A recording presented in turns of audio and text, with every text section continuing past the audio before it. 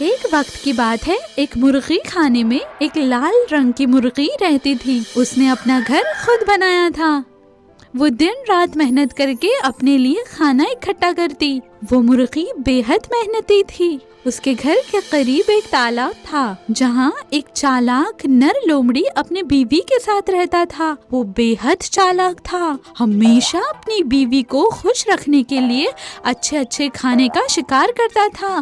لومڑی اور اس کی بیوی کی نظر اس لال مرغی پر پڑی رہتی۔ لومڑی جب بھی اس لال مرغی کو دیکھتا اس کے دماغ میں ایک ہی بات گھومتی، یہ لال مرغی بڑی لذت دار ہوگی، میں اپنی بیگم کو اسے تحفے میں دینا چاہتا ہوں، پھر ہم اسے پکائیں گے بڑے برتن میں۔ ویسے ہی ایک روز لومڑی نے اپنا بازار کا تھیلا اٹھایا اور اپنی بیگم سے کہا، آج میں وہ لال مرغی کو پکڑنے جا رہا ہوں، آج رات ہم اس کی دعوت کریں گے، اسے پکانے کی تیاری کرو، تب تک بڑے سے برتن میں پانی ابالو اور میں آتا ہوں۔ بیگم سے یہ بات کہہ کر لومڑی اس لال مرغی کے گھر کے پاس چلا گیا۔ لومڑی کی بیگم بے حد خوش تھی اور اس نے مرغی کو پکانے کے لیے بڑی سی کڑھائی نکالی اور اس میں پانی اور مسالہ ڈال کر اس پانی کو ابالنے کے لیے رکھ دیا۔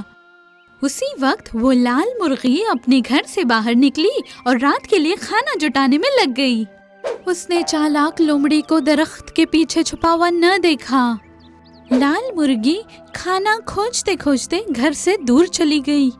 لومڑی نے سوچا کہ یہی موقع ہے اور وہ فوراً مرغی کے گھر کے اندر گھس گیا۔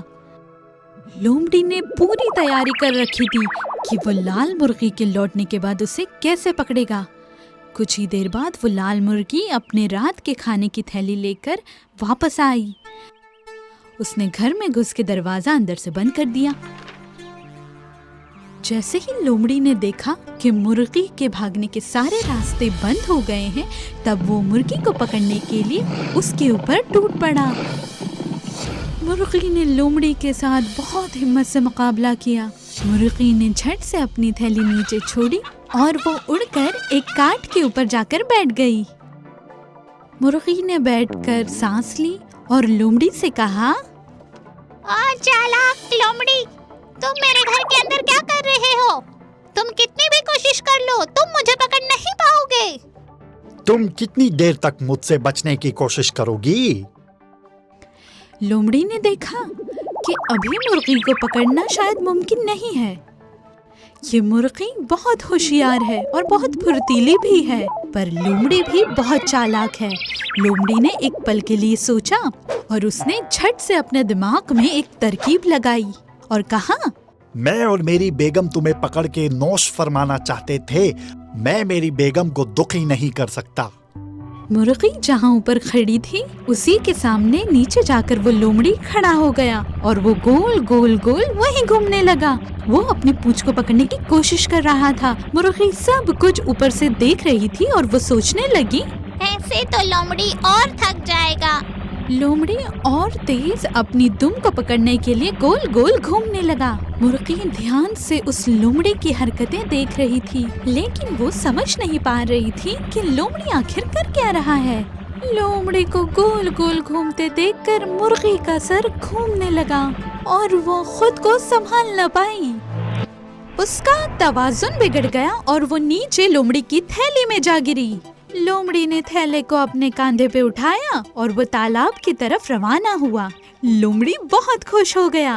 اس نے سوچا مرغی کتنی لذیذ ہوگی۔ لومڑی آہستہ آہستہ تالاب کی اور بڑھ رہا تھا کیونکہ مرغی کو پکڑنے میں وہ بہت تھک چکا تھا۔ اس کی حالت خراب ہو چکی تھی، وہ ایک بھی قدم آگے نہیں بڑھا رہا تھا۔ پھر اس نے سوچا، لگتا ہے رات ہونے میں کافی وقت ہے، میں تھوڑا آرام فرماتا ہوں۔ لومڑی نے تھیلے کو ایک بڑے سے پتھر کے پاس رکھ دیا اور وہ پتھر پر جا کر سو گیا۔ بہت جلد اسے نیند آ گئی۔ لال مرغی نے اپنا دماغ لگایا اور وہ تھیلے سے فوراً باہر آ گئی۔ باہر آ کر اسے لومڑی کو سوتے ہوئے پایا اور وہ حیرت زدہ ہو گئی۔ لال مرغی بے حد ہمت والی تھی۔